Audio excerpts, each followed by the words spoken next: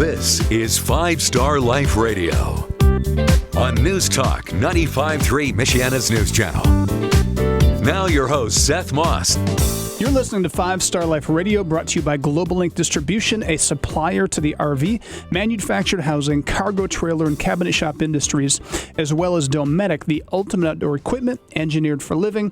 You can check them out at Dometic.com. Both Global Link and Dometic are proud sponsors of 5 Star Life Radio. I'm Coach Seth. You're listening to 5 Star Life Radio on 95.3 MNC, and I'm joined in studio with my co-host, Coach Mia. Hi, Seth. We have an important show today. We do have an important show today. And if you're just tuning in to 5 Star Life Radio and you're wondering what 5 Star Life is all about, we're a nonprofit organization founded in 2005 with a laser-focused mission of changing the face of education, of sports, of culture.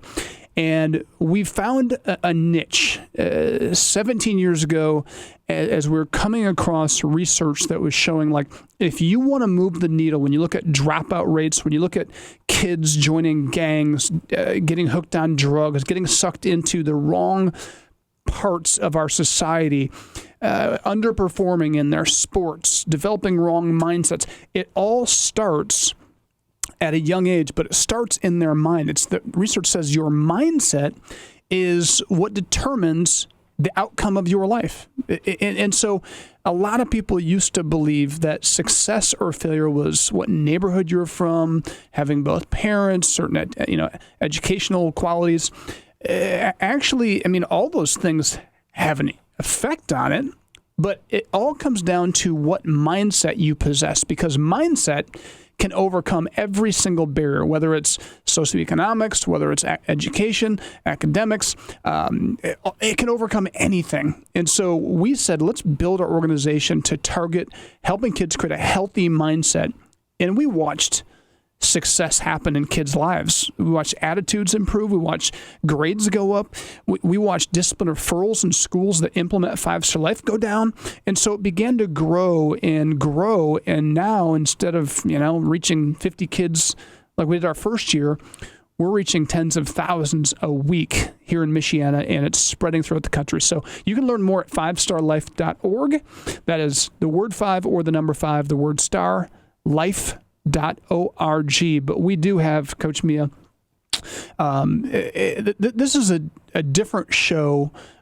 We are always so, living a 5 Star Life, it's like you have to be positive because we have so much hope, because brain science and so much research shows we have choices. And that's the exciting part of life. Like, we have choices today.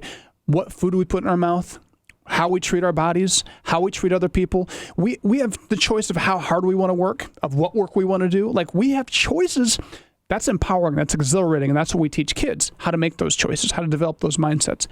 But today we want to shift gears because there was tragedy that struck our 5 Star Life family here in the last few days. For those of you who tune into the news, you may have heard it here on 95.3 MNC. Or maybe in the media, but Tyler Brown, one of our 5 Star Life basketball players, played with us in 7th grade, plays on my son Jordan's basketball team, was tragically involved in a shooting. Was shot. He was probably 75 feet from his house in his father's SUV at the corner of Johnson and Elmwood, and somebody just walked up to the car and started shooting. And Tyler Brown is fighting for his life right now. Good news for those of you who followed this story. I got a text from his mom actually just moments ago. I'll read it to you. It says, "Good morning," with a big heart. "Just want to let you know, doctor came in and told us Tyler is not brain dead." And she had like the high 5, the high 10. She had about 30 of those in a row. She is ecstatic because the whole community, and obviously her as a mother, they have been praying nonstop since Thursday night for Tyler. So those of you who have been praying for him, thank you. It's working. We have our first good report. Really our second good report. 1, he lived through surgery. 2, his brain is responding. That is so significant and so important. Seth, tell us a little bit about Tyler. Tyler is, everybody who knows him will tell you that Tyler is just that kid that you like to be around. You gravitate toward Tyler. He brings you in because he's got one of those big personalities. He is a he was an honor student. Usually held straight A's, maybe a B in there somewhere, but he was just an honor student, a great athlete. Personality-wise, he was that team guy. He's a point guard, so he's a natural leader. He's a vocal leader, very positive, challenges his teammates, and loves to win. And just a positive individual. And so when I first heard this, Mia, so many times when you hear about kids being a victim of gun violence, you naturally think of kids in gangs, kids who were in the wrong place willingly, put themselves in a bad situation. And with this is so heart-wrenching because that's not Tyler's story. He's raised right. He's got supportive parents.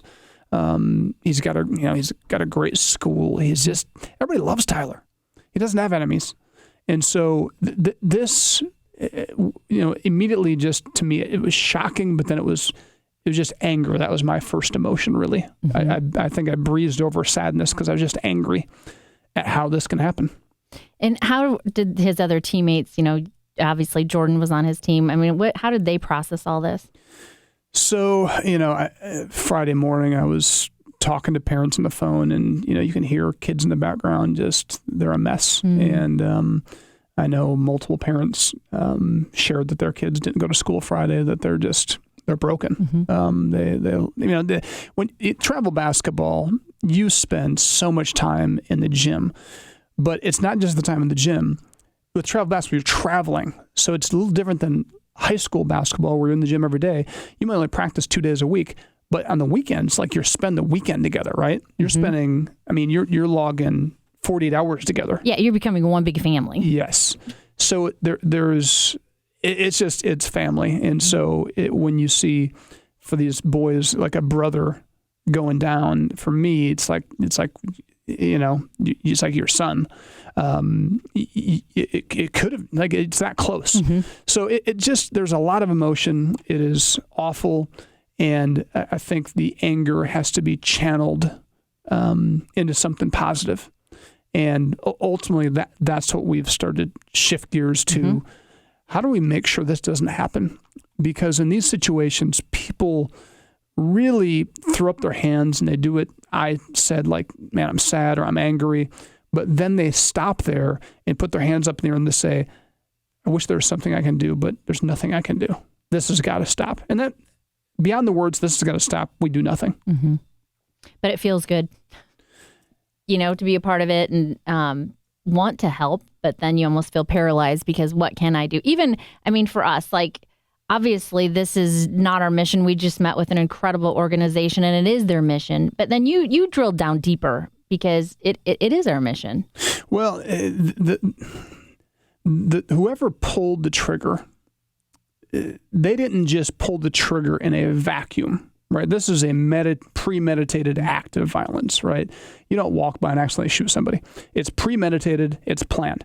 And so we tend to look at gun violence as that little window where they get the gun and pull the trigger and commit the act of violence.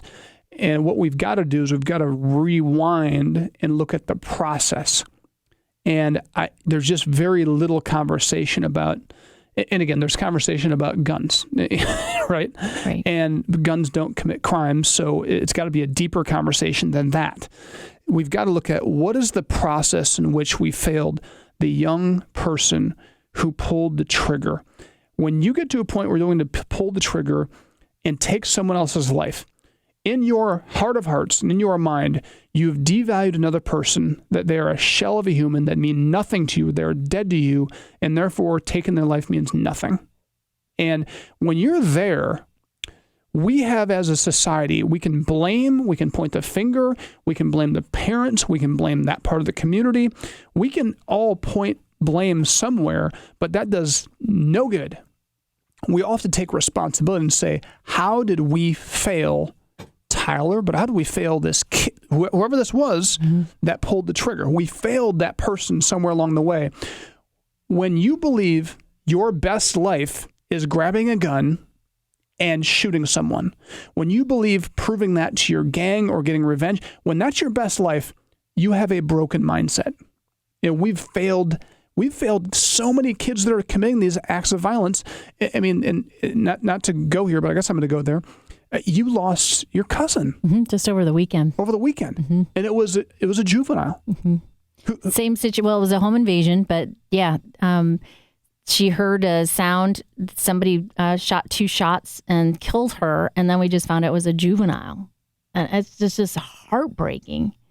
It is so hard to make sense of it, but I want to challenge people to cut through the fogginess and the ambiguity of all these things. There's so many emotions. And when you settle yourself and think clearly, there's a process that leads up to kids becoming violent.